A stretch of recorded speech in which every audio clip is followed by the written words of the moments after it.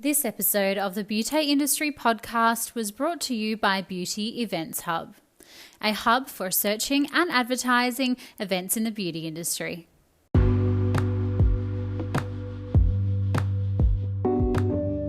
Hello and welcome to today's episode of the Beauty Industry podcast, your online support community for the professional beauty industry, connecting you with educational pieces, innovative industry products and inspiration from industry experts.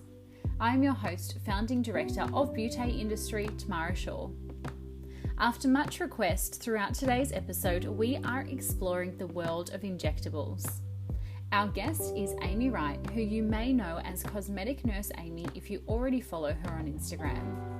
Amy is a registered nurse whose career is one anyone can resonate with, but in particular our aspiring nurses and injectors in the audience.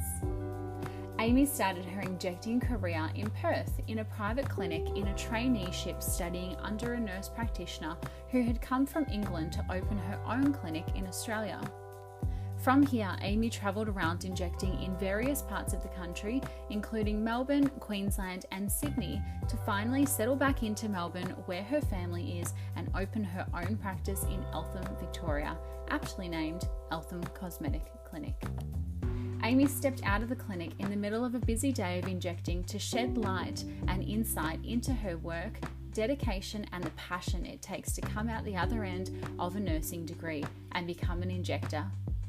You may hear some small bells during this recording as my little cat Tigerlilly was being very needy the day we recorded this episode, so apologies in advance if that distracts from the conversation. Talking injectables from Eltham Cosmetic Clinic, today we welcome Amy Wright.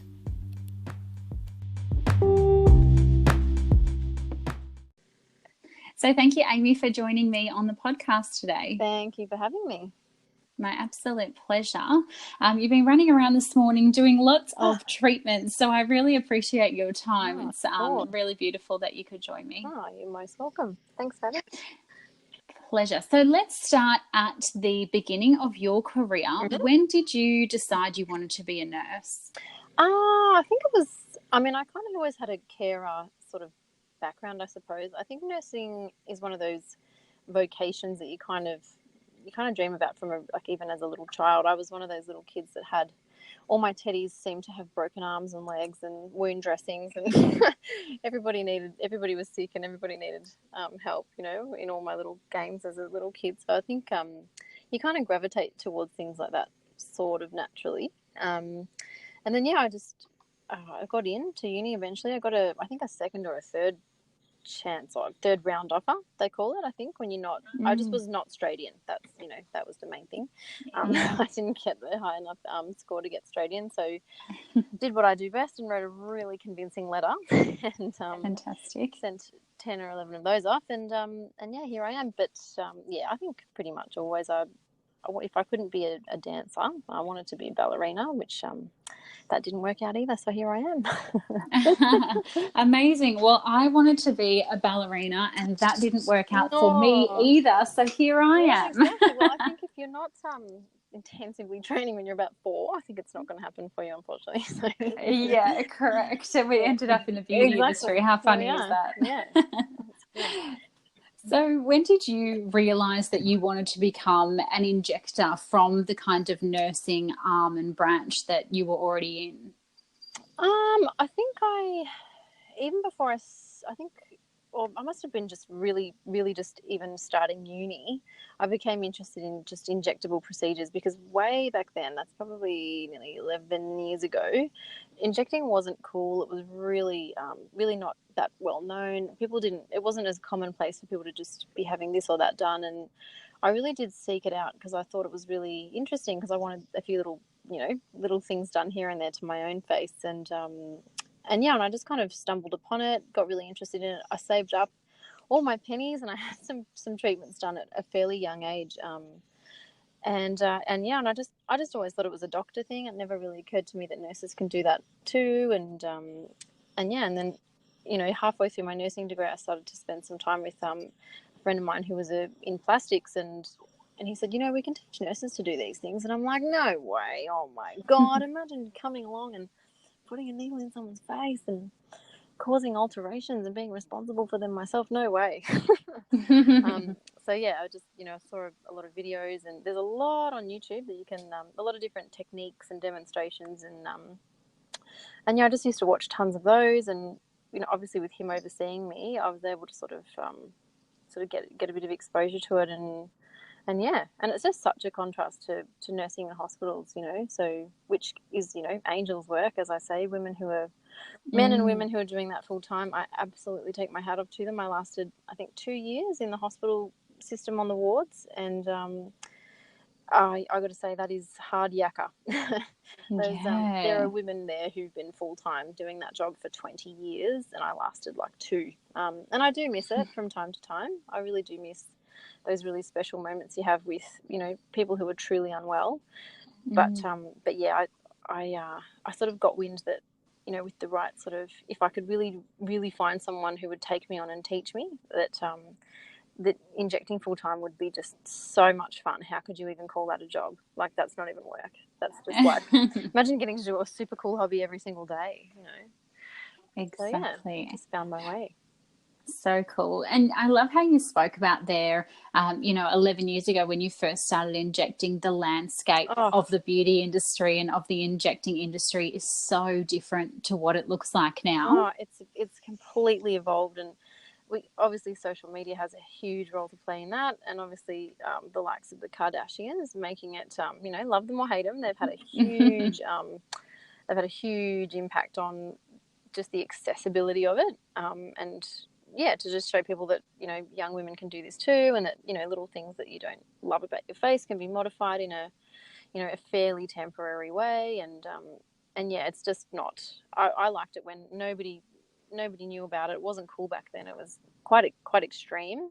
It was very, very expensive, and it was really for the rich and famous. Like, it was, I mean, we're going back to the days when a basic Botox treatment was like $800, so, or $900 or more, and it's like, wow, God, you can less than half of that these days. But yeah, I feel very fortunate that I don't know why, but I just always gravitated towards it and thought it was the coolest thing ever. And then by the time it became cool, I was quite experienced. So it was like, well, hey, I'm over here, and I'm actually not bad at this now that everybody thinks it's cool. So I really got to, and speaking of social media and the Kardashians, I mean, that Kylie Jenner 2016 lip transformation thing, love it or hate it, it revolutionized, I guess, the industry, and it fortunately coincided with the same year I opened my own place, and so yeah, basically Kylie Jenner and those lips paid my rent for a year over there. So thanks, Kyle. I love that. And I'll have to thank her for that. Yeah, I think every injector has an eternal debt to Kylie Jenner, don't they? Yeah, love her or hate her. When I very first started realizing the world of injectables was probably about 2013. I just got back from the cruise ships, and a family friend of mine opened a celebrity clinic, and it was beautiful. But the thing is that the celebrities could park out the back and then slip in and out and have their treatments, and it's just so much evolved now that we've got injectables in shopping centres, for example. Right, so it's not scary anymore, and we're kind of not really hiding it. Exactly right. Yeah, it's so much more acceptable. It's so commonplace now, and it's becoming like, I mean, everybody got their ears pierced when they reached a certain age. It was really common to get your belly button pierced, and then I remember when I was about 18 or 19, it was really weird if you didn't have your belly button pierced. It's like, where have you been? When are you going to hurry up and go get your thing that we all just do? And now it's like, what do you mean you've never had your lips done? Never? Like, what are you doing? Like, just, it seems to have become such a like a milestone part of the culture, really. Now, massively. Yeah. For sure. And so talk to me about the study to become an injector, because there's quite a few years of nursing that you have to do, and then there's further studying from there. Yep. What does that look like? Well, you do your 3. I get asked this question a lot on Instagram in DM, so I'm going to repost this, and I'm really happy that I get a chance to answer it in a bit more detail for the multitude of inquiries I get about how I got into it and how I got to sort of where I've ended up today in my career. But everybody has to do a Bachelor of Health Science nursing. So I get a lot of DMs about girls going, can't I just go to TAFE for a year? Can't I just do 6 months? Can't I do something online? No. The answer is no.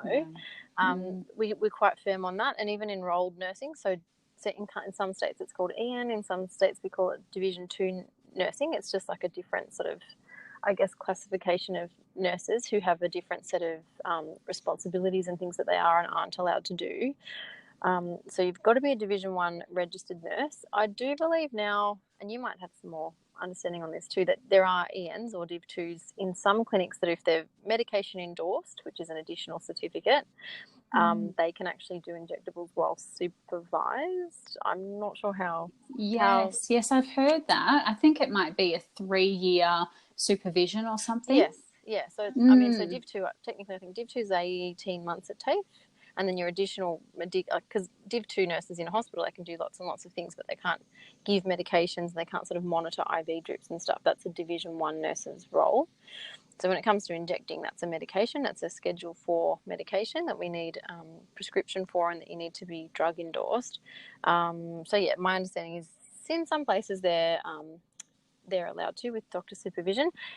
As an established injector giving advice to somebody who's keen on pursuing it as a career, I would probably just try and bypass that and just go straight to uni and do your time in the trenches, as I always say. Do your Div 1 because, as you'd know, and as a lot of people know, there's a lot of heat on the industry in terms of governing bodies and regulations, and the medical board are really cracking down on renegade nurse injectors doing the wrong thing, and certain practices just not following policy and just doing the wrong thing and causing really negative outcomes and giving us all a bad name. So I think it's going to get harder and harder for Div 2s to, first of all, to do that legally.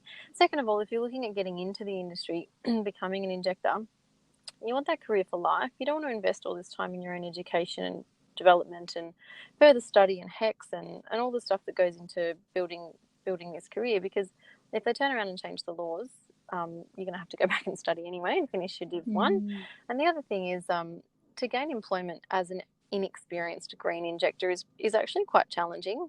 Every place you'll find is like, no, we just want people with experience. But it's like, where do you get that experience? Who's willing to give us a go?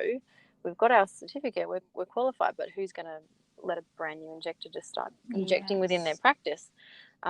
So to say, hey, I'm a Div 2, so I can't inject at all, and you have to pay someone to supervise me and pay me, can I come in and work for you? Like it's going to be even harder to find employment, because, I mean, having a practice of my own, I can't justify paying for supervision and paying for a Div. Like, why wouldn't you just pay an RN or a doctor? Absolutely. It's probably better. So yeah, if you can just do, I mean, I always say to people, uni is overwhelming. People think, oh my God, 3 years, I'm going to be 3 years older. And I always say to people who say that, it doesn't matter how old you are. If you're 55 or 60, thinking, oh, I really wouldn't mind being a nurse and, becoming an injector, you're going to be 3 years older anyway. And in 3 years, you're going to be 3 years older than you were today, but without the career of your dreams. So start now, get into it.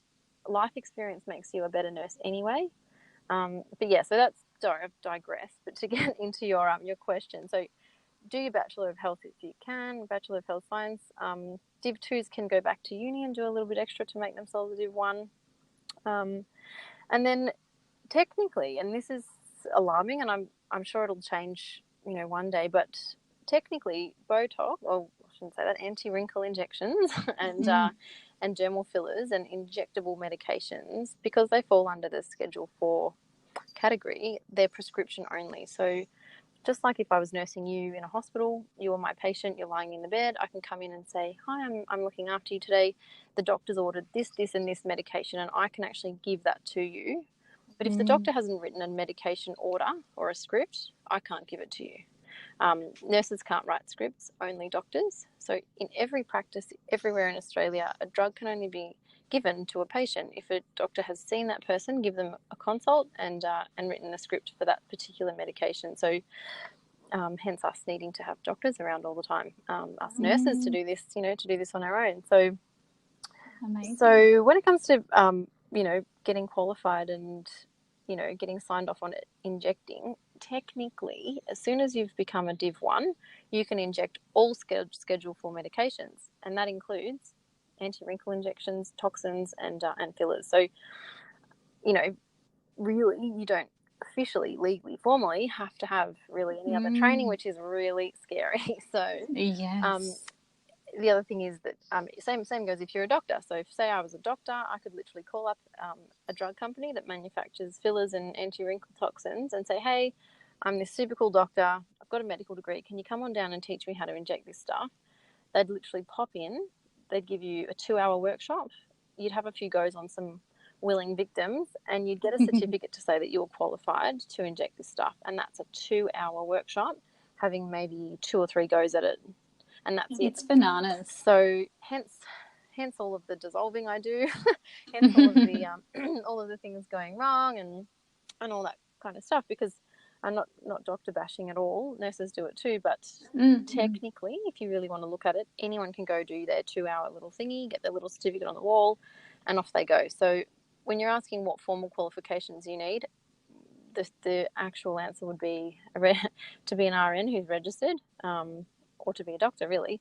But we know from being in the industry and for general being sensible in general, that you want to be injected by somebody who's been trained or done the course. So there's a few amazing courses out there. I've actually just been very fortunate to get a job as a trainer for the Australasian Academy of Cosmetic Dermal Science, the AACDS. So they do some pretty amazing, very comprehensive postgraduate certificate 4s and diplomas for nurses who want to specialise in cosmetic nursing.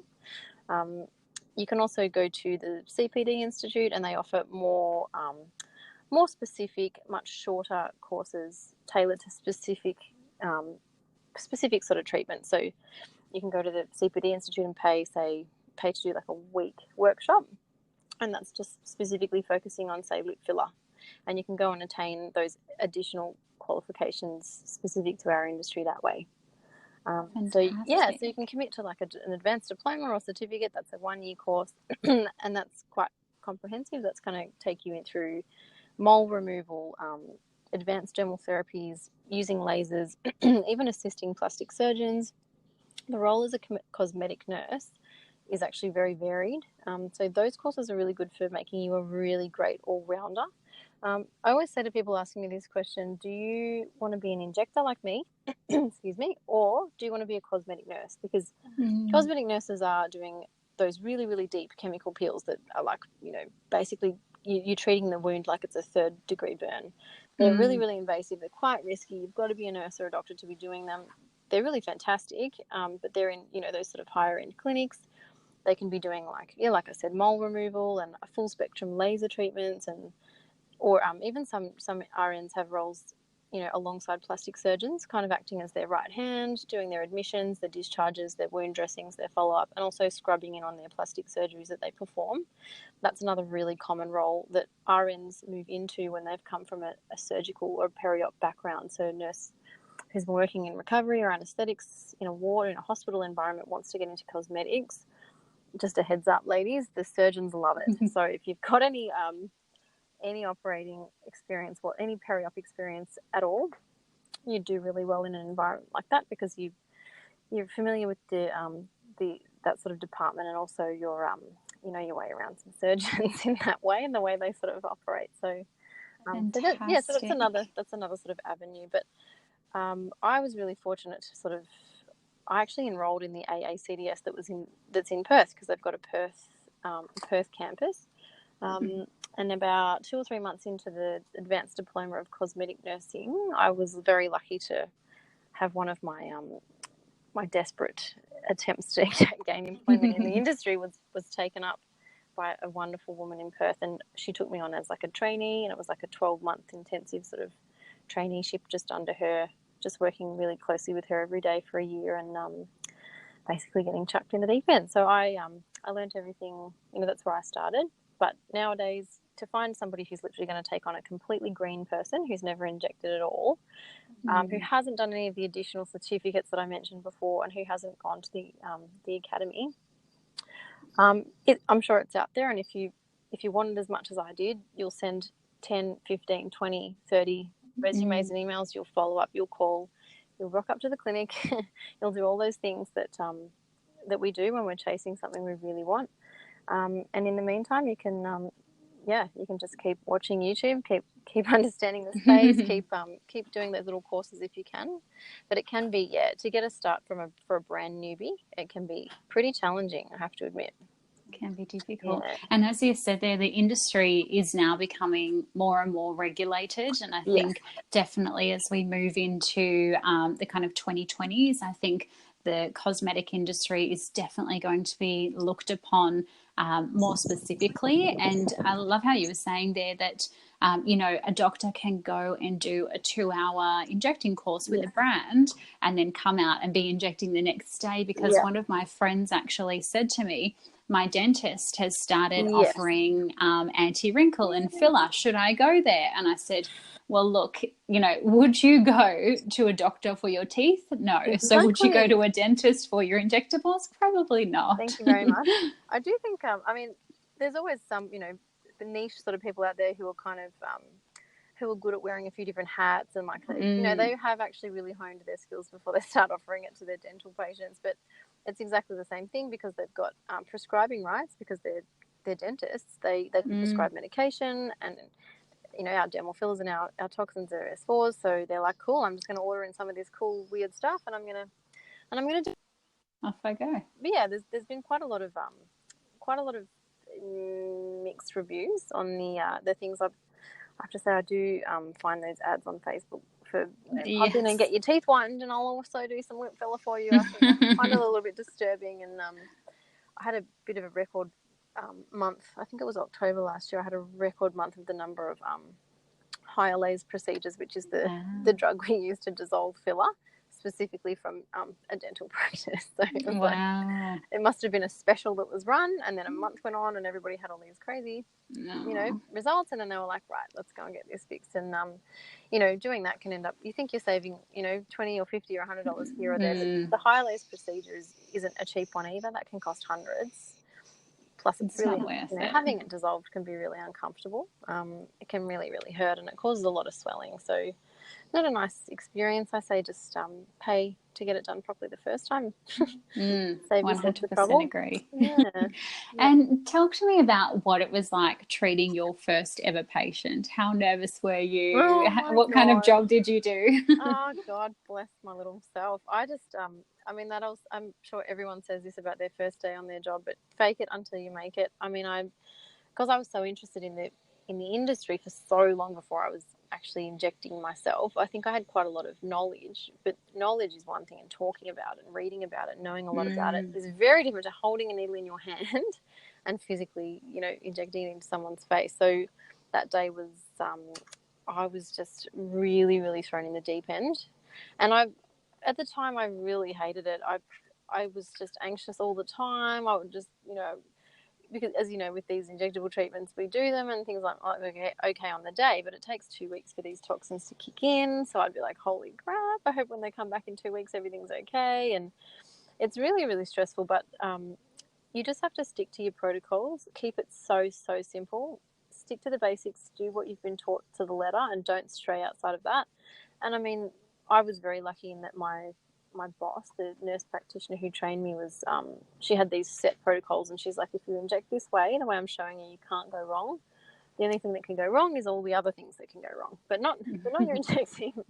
So I just really tried to play by the rules, as I still do. I'm such a square for that. But but I was trembling. I couldn't stop my hand shaking, and I was just like, maybe just close your eyes. People find it nicer for their treatment when they just close their eyes. And I'm like, it's because I don't want you to see my hand shaking. Yeah. But it went okay. But yeah, it was, I can see why a lot of injectors get into the wines. At the end of the day, it's a pretty stressful job sometimes. Yeah. Absolutely. And so in between your first treatment and now, obviously you've had lots of experience with patients and working for other businesses. What made you want to open your own business, the Cosmetic Clinic?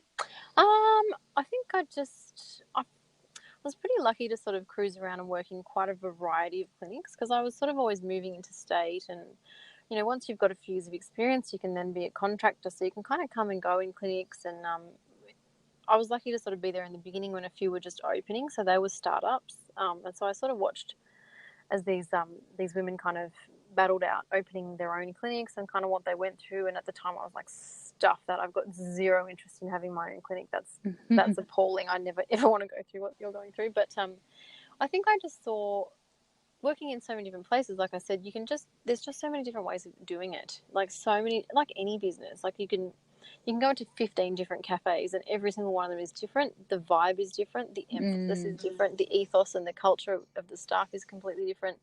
And you can basically cruise around and go, cool, this vibe suits that personality type and that demographic, and they do really well with them. And then you cruise over there and you're like, this is a different socioeconomic status in this area, or, you know, all the injectors are really young and gorgeous. It attracts other really young people, which is great, and they'll be very busy doing things like lips. But then you're not going to sort of get your older ladies having the more sort of anti-aging treatments. And it was kind of cool to just cruise around and just see how all these different people did it. And you can kind of pick and choose your style over the time, and what your preference is, and your sort of, I don't know, your style, I guess. And I was working at the time in some places, and I thought, you know what, I'd love to just do this my way. I guess it's kind of self-indulgent, really, but I'm like, imagine if I got to sort of pick and choose the client experience and design and tailor make it the way I would love to feel when I go into a clinic. And imagine if I could, like, you know, create this environment that felt like this, but it wasn't too much that, and it was super casual and inviting, but also very like boutique. And it's really fun because you get to design it however you'd like. And basically that's the way it is. You know, I'm a pretty slow injector. I take my time. Our consults are probably for clients painfully long. We go into tons of detail. We have a huge medical history, which, you know, goes on file, and lots of before photos and tons of discussion, lots of emphasis on patient education, because the more educated and the more thorough the consult is, the more successful the treatment is. And, you know, the better the consult, the better the outcome always. But yeah, so basically just wanting to do things my way, my annoyingly slow, thorough way. And, you know, you can't really go work for someone and treat 3 people, and, you know, the paperwork looks really, you don't on paper look like a really impressive contractor, but, you know, but really you've formed relationships with patients that could potentially last a decade. To me, that's way more valuable. So absolutely. Well, slow and thorough to me sounds better than fast and rushed. Oh, I think so, yeah, with these things. So what does a normal day in the life of an injector look like then? For myself, because there's a lot of sort of like the business running elements of it, really. But a really ideal day, if I'm really organised, I'd like to sort of, you get in early, you can have a look at your patient list, go through their histories, remind yourself who they are. If they're new people, we can prepare the doctors and things like that, so that we can have the doctor involved in their consult when, you know, just at the right time. And then basically just make the clinic look as beautiful as possible. That's our goal in the morning, is frantically running around making it look nice. And then basically I would just get into back-to-back treating, you know, pretty much all day. If I'm really lucky, I'll get a lunch break. That doesn't often happen. I often just have a little nibble in between clients. But yeah, I just happiest when I'm kind of back-to-back. I really get in flow. I reckon some of my nicest injecting work is done when I'm kind of just really engrossed in it. And yeah, basically, I don't really know what else to say to you to make it sound like it's a bit more structured, but basically I just get in there and just see people back to back. And you know, being really busy, often running late, often not having a lunch break, you don't have to do that. That's because I can't say no. I can't not squeeze people in here and there and try and accommodate people around whatever's going on in their life and their upcoming events and stuff like that. But it doesn't have to be like that. You can have a less it's my New Year's resolution this year, is to have a bit more work-life balance, and maybe, you know, like a morning tea break and a lunch break. That would be like luxury. Yeah, that's the goal. But so yeah, basically just work until until I've just seen everybody. I do my best to do some client follow-up from the day before. So I really do try and touch base with people that have had an injectable filler treatment the day before, because it's the first day that, even if you're really thoroughly prepped and you're really educated as to what to expect and how to take care of your new lip filler, you know, if I can sit there and say, you're going to be bruised, you're going to be swollen, you might look like a duck, there may be some asymmetry, it's just from your swelling. It's still, even though you know all of these things in your head and you've got it written in front of you on your aftercare brochure, it's still nice to hear the voice of the person who did this to you the next day and go, it's all good, it's all normal, everything you're feeling, I promise this is how it was meant to happen. And just a little bit, that unfortunately doesn't happen for everyone. If you're listening to this and you didn't get a call back, I'm really sorry. I don't want to call people at 9 o'clock at night either, but we will be back with more of the Beauty Industry podcast after this short message from our sponsors.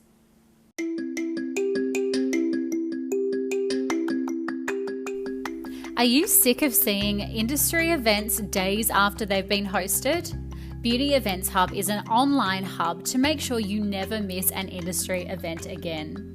Search for and advertise your beauty industry events all in one place. Head to www.beautyeventhub.com or at Beauty Events Hub on social media. But yeah, so client follow-up and trying to get back to emails and stuff like that's usually what I spend my evenings doing, and then just do it all again the next day. I love that. I love how you said follow-up there. So I, full disclosure, I've had my lips done, and the first time I had them done, I knew, being in the industry, I knew they were going to swell. I knew that being a Fitzpatrick too, I was going to bruise, and I knew everything. Yeah. But when I woke up, I was mortified. Yeah.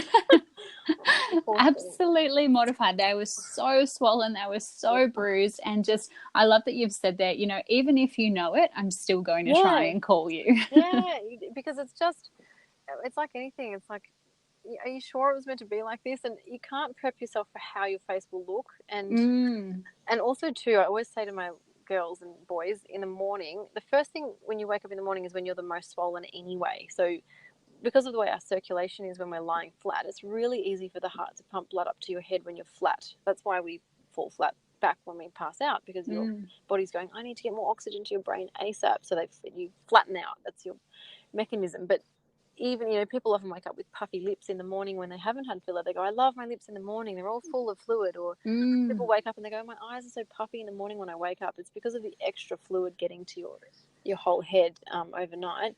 So throw in there a bunch of puncture wounds all around a very vascular area.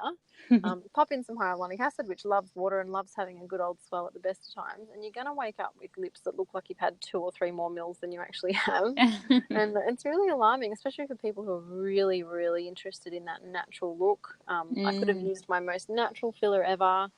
I could have done like a really, really sort of straightforward technique. I'm super gentle. We encourage icing post-treatment. You can do all the right things and you can still wake up looking like a mess. And it just that little bit of reassurance, even though you know that it's going to be okay, it really does help. So that's another thing we've got to really try and make time for in the following days to sort of follow up those people, because it's really scary when you look in the mirror and you think, what have I done this for? Yeah, exactly. So just for those who don't know, and we need to obviously be very careful around not mentioning brands and things like that, because we don't want to promote any certain brands over others. But for those who don't know, can we just give us a brief overview of what an anti-wrinkle injection is versus a filler, for example? Yeah. That's something that people ask a lot, because it's hard to know. They just look at someone's face and they're like, oh, she's had things done, but they're not going to know exactly what it is that's caused that result that they do or do not like. Often people come in and point to their lips and they go, I just want some Botox here. And I'm like, no. So, yeah, really good question. So I shouldn't say that. So anti-wrinkle toxin basically it comes in a powder. It comes as a dry powder in a little glass vial, and we reconstitute it. So we mix it up with some normal saline, which is the same really neutral juice that you'd get in your IV drip if you ever go into hospital for anything. We mix it up with that to a perfect sort of reconstitution that's set by the company that make the medication, so we know that the dosing is perfect every time.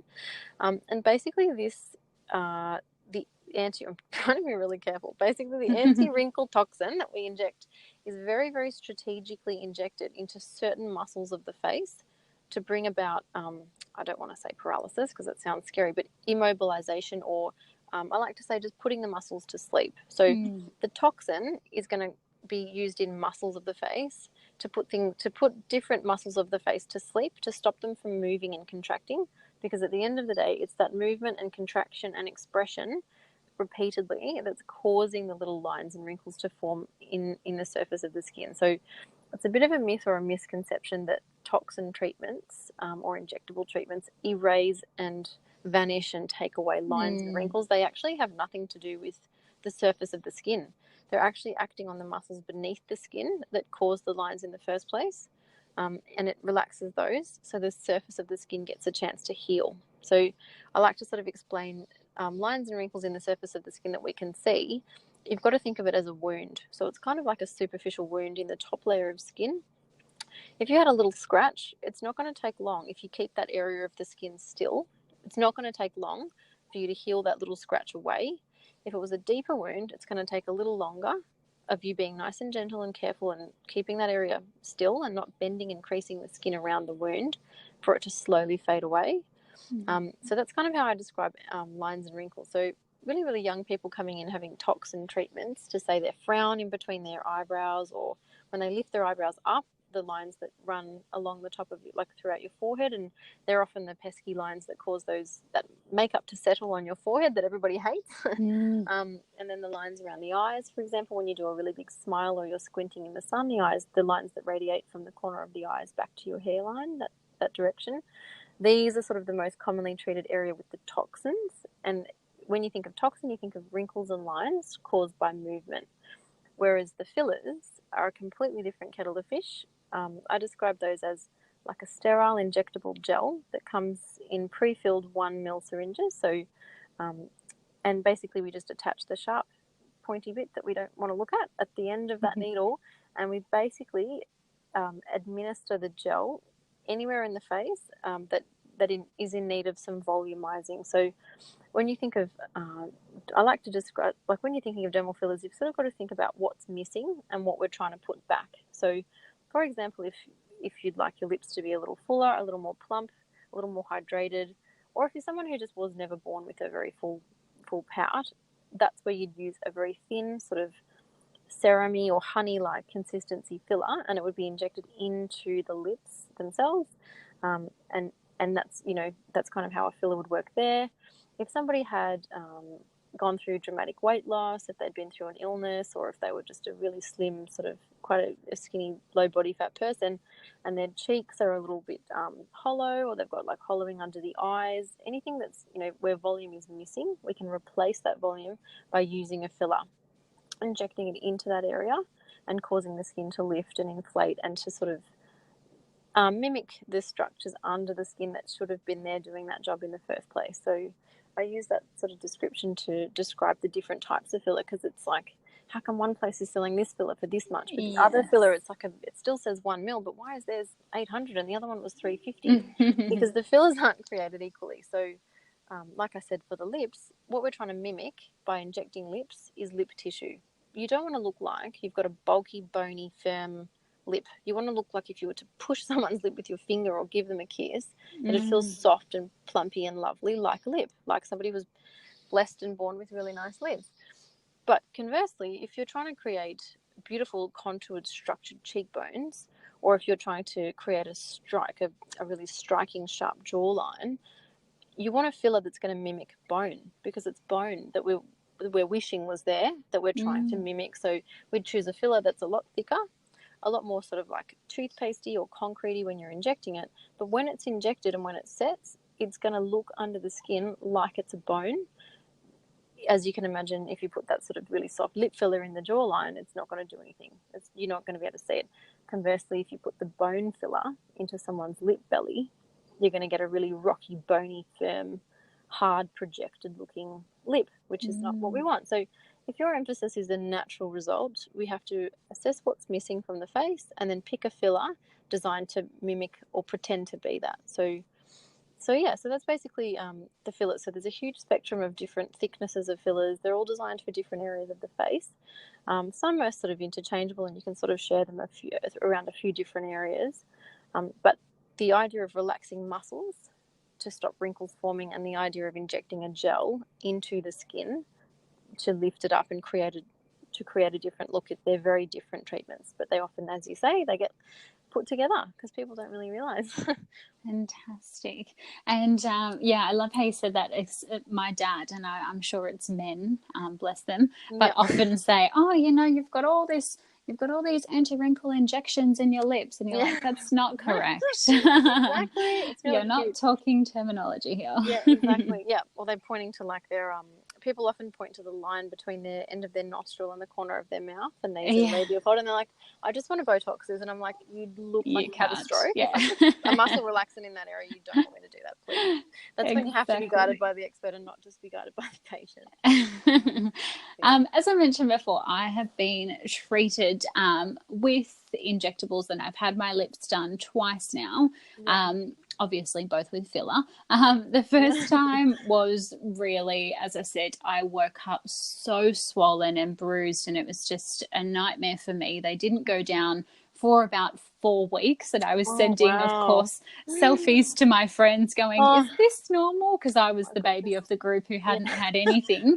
And they're replying back in just the most diplomatic way saying, mine didn't look like that, but... And then, obviously, I had them done a second time about a year later by an incredible injector, and I had no swelling. My partner had no idea that I had them done.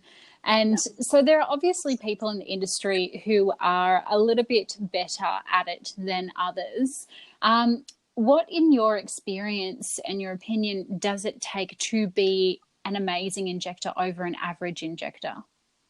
Well, experience has a lot to do with it. Definitely, I mean, bruising is a really funny one. Bruising, I always use my beautiful best friend as an example here. Sorry, babe, if you listen to this. But she's a really great example of the variables of the human body and how sometimes things are just so out of our hands. So with her, when we were kind of, she had quite petite lips to begin with. And the goal was to just build her lips really gradually over time up to, a place where, like a size she was happy with. And so I use her as an example because for a good 2 years there, I reckon I used the exact same needle size, the same product, the same technique, because she liked that technique, because she liked the shape it gave her and the definition and the bow and the balance, and she was really, really happy with that style. So we very, very strictly stuck to that thing. And so I'm doing everything the same. And then obviously she gets an ice pack immediately after treatment. Not every injector does that, and there's evidence for and against, but I just choose to. 20 minutes on, 20 minutes off, just to help the initial swelling and maybe minimize, not prevent, but minimize bruising. And she would sometimes be black and blue. And I mean, everyone goes, oh, if I get bruising, I can pop makeup on it. And I'm like, if you're a professional makeup artist and you've got that blue, green, pink, green concealer, colour balancy jargon going on, which is beyond my comprehension, I don't understand. Maybe if you can do that stuff, yes. But sometimes if it's a black mark on your face, it's really, really not that easy to cover. So, she would, sometimes she'd be black and blue. And it would literally look like she'd put patchy black lipstick on her lips, and she'd even have bruises around the mouth. And that's something a lot of people don't expect, is sort of across like your upper lip area where your like little mow might grow. That can be quite bruised too, and that's really hard to hide, because then it's a job for concealer. If it's in the lips, we always say if it's inside the lip line, happy days, because a good bold lippy and you'll get away with it. But when it comes to around the mouth, it's a job for concealer, and it can be a lot harder, especially for women who aren't in the habit of wearing a really full face of makeup during the day. So yeah, and then other times I do my best friend's lips and there would not be a mark on her, and I mean nothing, like not an entry point, nothing on the inside of her lip, in the mucosa, in the wet part of the lip, not a mark. And I'm like, think, what did you do differently? Was it a wine? Was it an aspirin? Was it a Nurofen? Is your period due? Is your period finished? Are you dehydrated? Are you too hydrated? Did you drink too much water? Like what?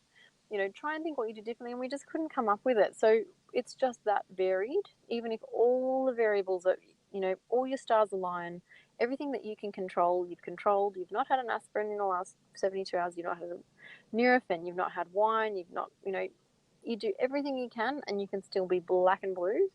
And then I get other girls that come in who I've looked after for years, and they go, look, Ames, not going to lie, I had 3 or 4 wines last night.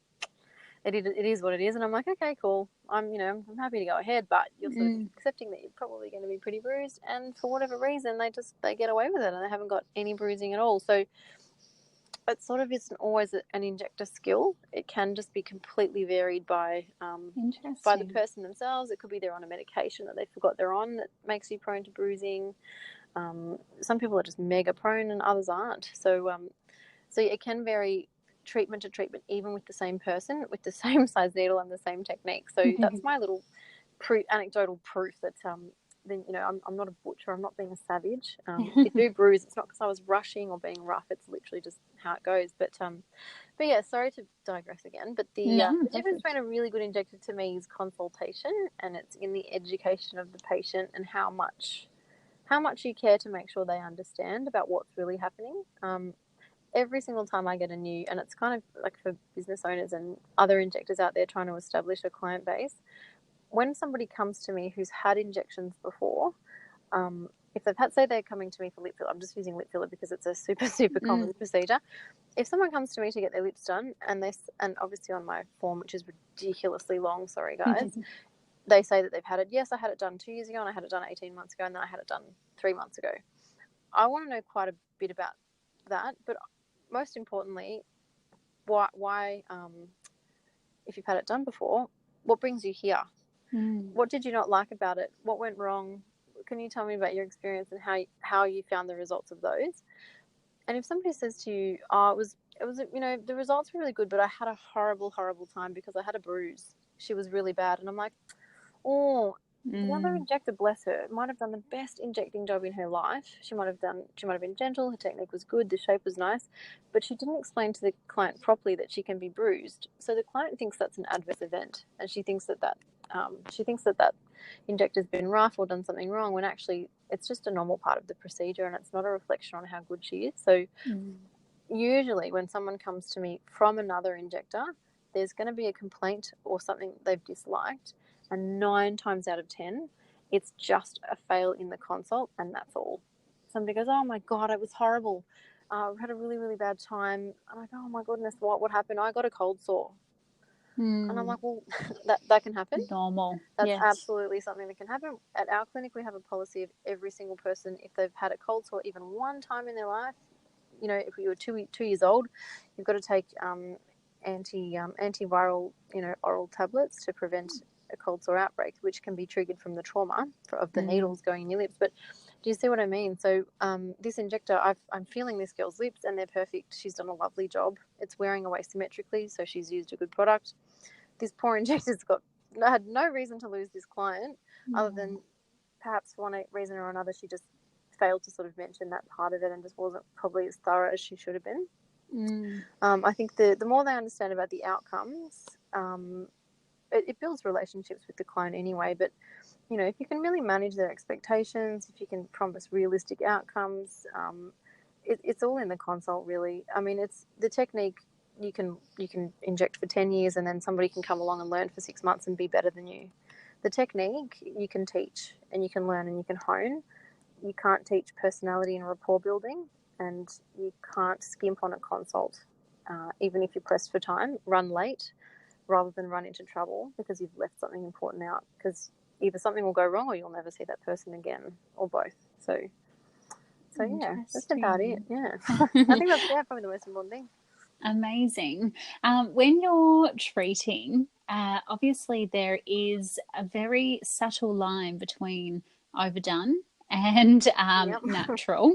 And I'm sure there would be a lot of clients, as you're saying there, you know, clients coming from injector to injector, and sometimes in Tamara's injectable clinic, I might say, okay, no more, client, this is enough. And then she says, okay, well, stuff you, Tamara, I'm going to go see Amy. And she comes to you and then wants some more. How do you treat carefully as to not cross that line? It is a fine line, and it really does come down to perspective, I think, and your opinion and your aesthetic, really. I mean, it's like if you go to it's a good question, actually, because it's a real contentious issue of debate and, like, you know, discussion and gossip in the industry, I guess. But it's like, I always say, it's like if I went to my hairdresser and I'm like, hey, guess what? I really want to bleach my whole hair blonde today, being a brunette, and I want blue hair as well. I want a blue and blonde do today now, here. And she'd be like, okay, here's why I don't want to do that. That's not safe. That's really extreme. It's going to damage your hair. And I don't like that look. I think it would look nicer if you did a pretty lovely set of foils. And I'd be like, cool, that's your aesthetic. I don't actually like your hair. I want my hair like this now, and I'm prepared to pay for it. And if you don't do it, I'll get someone else to do it. And they might burn my hair, and they might make it break, and they might burn my head, and I'll have a reaction to the dye. So you can do it safely for my money, or I'm going to go somewhere else and get botched and be in a really bad position. So that hairdresser can go, nah, your hair is my business card. I don't want you walking around with crazy blue hair going, this lady did my hair. I don't want people walking around knowing that that's my work. Or you can say, look, it's not personally how I'd like my own lips to be. My personal opinion is this. I prefer this natural look because I do love. And the older I get, the more I favour natural beauty 100 times out of 100 if I can. But I have to admit there are the odd times when a girl with very big eyes, very big full cheeks, or a really, really, really big, broad, long chin, or a really large, defined, square set jaw will come to me and say, look, I'm really in need of balancing my features overall. I've had my lips done. I'm happy with them. When they're swollen, I feel amazing. When they're swollen, I feel more in proportion.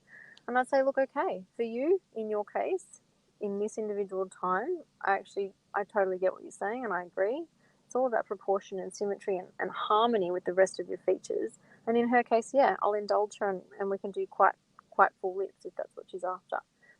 If I had my own personal choice and my own aesthetic, I do love the natural look. I always say to my ladies, my goal for your whole face is for people to look at you and be like, oh, this bitch just born like this. How about it? You know, half your luck. I wonder what her mum looks like. Wonder what her dad looks like. You know, she's probably one of those people with a beautiful grandmother. You know, I'd love people to just look and think that was just a feature that belongs in your face. To me, that's the job well done.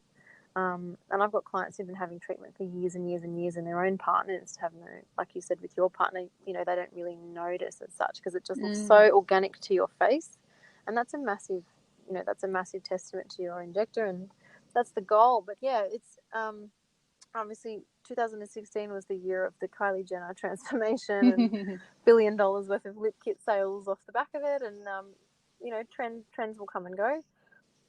But I think it's case by case. I think probably maybe 15 or 20% of my lip clients want a really, really full look that I personally wouldn't wear myself. And the rest hopefully, thankfully are kind of happy to be guided by me. But I mean, I really try not, talk somebody out of it if they wanted to look ridiculous. And as I said, that's my business card. So if they've really gone too far, especially if they've been to, like you mentioned, multiple injectors, it's a bit of a red flag. It may mean that they've been told no in other places. It may mean that there's sort of, you know, underlying sort of maybe psychological things going on about why they just think that their life will be better if they have these huge lips, and that they're just pursuing it all around Victoria, all different injectors. But yeah, I guess the short answer is it's a case-by-case thing. It's a taste thing. It's an age thing. It's got to be appropriate to your face. And at the end of the day, this stuff doesn't last forever. So if I was a surgeon and people were saying, I'm 19 and I want these whopping great breast implants, like an E-cup, that's very different, because those implants are going to be in there for a really long time. So that's different. But yeah, I guess it's just case-by-case. Yeah, fantastic. Wise advice there. And I want to get some more of your advice. We have a lot of business owners who listen to the podcast. What is your advice to them if they are wanting to hire an injector as a contractor for a day or two a week and come into their business and treat? If they've got a business that's not necessarily in that field, so they don't have other injectors in the clinic or doctors or anything, and they're just looking to add to their treatment menu the injectables that nurse can provide, as a business owner, my priority would be to sit down with them and have a really frank conversation about your expectations in terms of consistently being available on the same day each week or fortnight. The biggest thing, when I see a lot of clients that come in and they go, I had a really great injector, but she kept piss fighting around. One minute she was at this place, the next she was at that. I used to go to my this one place that I go, but you know, every other time she would cancel or she would change the days. The day she was working no longer suited me. There can be, with contracting, there can be a lot of chopping and changing. And clients like to rely on them being there on the same day and having consistent availability, because things like the toxin treatment, you want that topped up every 3 months, really. You want your fillers sort of topped up every sort of 4 to 6 months if you're having little sort of superficial things here and there. The biggest thing as a business owner for me to take on a contractor, if I didn't have other nurses there, would be, can you commit to these days, and can you sign this contract to say that you will be here, rain, hail or shine? Because you can see from the contractor's perspective, if there's no retainer and you've got a client booked for them at 9 o'clock in the morning and a client booked for them at 5 o'clock at night, he doesn't really want to spend their entire day twiddling their thumbs in your clinic unless you're prepared to pay a retainer. And if you're in a position to do that, that's a fantastic way to, one, secure your injector and to make them happy and to get them to come to work with a great attitude, really positive attitude, and stick around. Sometimes it really, I mean, when I was contracting and I had like 3 clients to my name, I used to come in and just sit at the front desk and just sit there and look awesome and put a lot of effort into my appearance and just sit there. And you would not believe how many times the other staff would be like, oh, well, if you've ever thought about that, that's what she does. And you can just engage in conversations like that. And I myself, I look pretty natural myself. You know, the things that I've had done, and people go, oh, but you don't look like you've had, and I'm like, well, that's because, if it's done well, it shouldn't be obvious. And you can just sort of spark the conversation from there. But yes, if I was a business owner, it's the availability and the reliability, the consistent, being able to commit to consistent days. You need to have a pretty rock solid arrangement in terms of who's getting what percentage of what. So a lot of places have, like I said, a retainer and then a percentage of their profit. So some places so whatever the nurse makes for the day, a percentage of that profit goes back to the owner. Solidify agreements about pay and percentages and things like that. I've heard of things turning really nasty when, the lines get blurred. There's cash payments here and there that aren't declared, or the nurse sometimes comes in and has her own EFTPOS machine and she puts some payments through that and some payments through the clinic one, and very confusing. It can get a little bit messy and and sometimes we're talking about thousands and thousands of dollars. So it's a big deal and it really does matter. The other thing a business owner should look for in a contract injector would be being proactive in marketing themselves. If your staff that you're gonna, some of your staff's time is going to be used taking their bookings and things like that. You really want a lot of those leads and those new clients to be coming in from what the injector has generated themselves through whatever social media and whatever they want to do online. But yeah, it's kind of tricky because you get a contractor and then it's like, well, nobody knows that they're here, so we'll market it. But also you've got to be proactive as well in putting yourself out there and, obviously just, and yeah, that kind of side of it as well. Because some injectors like rock up with a full client base themselves and they're just looking for somewhere to work to bring all their ladies, and they're fantastic. But at the same time, they can just pack up and leave and their list will go with them. So, if you've had to put in the man hours to generate clients for this injector, and then they turn around after 6 or 12 months and go bye and take all of these leads with them, and then you get a new injector in who has to start from scratch again, that can be really hard too. So I guess it's the relationship that you have and the contract and the agreement that you have that you're both really happy with. There's a lot to it, isn't there? I didn't realise how. It's a big partnership, isn't it? Yeah. Especially when it's your baby, your business, and you don't want to do anything detrimental. Amazing. So speaking about marketing and kind of generating your own business, can you direct everyone? I'm sure they're going to want to follow you and your businesses. What are your social media handles, website, all of the kind of details that we would want to send somebody to? So on Instagram, I'm Cosmetic Nurse Amy. It's really, really original. And actually the clinic's got a really, really creative, unique name too. It's just Eltham Cosmetic Clinic. So yeah, really, really went out on a limb there. But yeah, Simple. so yeah, it's just at Eltham Cosmetic Clinic, the clinic itself with all our other sort of laser and skin procedures that we do, and then my own personal one. It's pretty boring. I'm not very good at maintaining my own one, but easily remembered. Exactly, you can't forget it. And amazing. Same with Facebook. I'm Cosmetic Nurse Amy on Facebook, and the Eltham Cosmetic Clinic has their own business page as well. We've got a really fantastic website that's not far off being ready, with a really extensive FAQ section that you're going to love, because it's all of those silly, annoying, embarrassing, obvious questions you don't want to ask about every single injectable procedure. So it's taken a really long time to put that content together, so I really hope everybody likes it. Go there and have a read Yes, once it's live. Yeah, exactly. Please. Amazing. Well, I'd really love to thank you today. I know you were in the middle of clients and you still rushed out and managed to have this conversation on the podcast. So I really, really appreciate all of your time and all of your advice. It's been so fantastic. Welcome. Thank you so much. It's been really fun.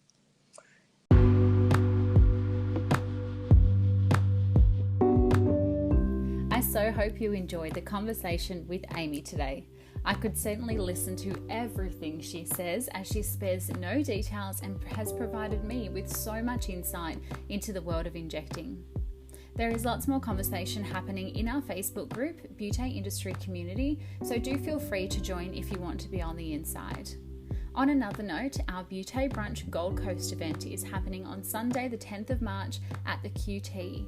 And for those of you who do live in the southeast of Queensland or north of New South Wales, tickets are still available via the website, and I so hope to see you there. Until next time, stay connected.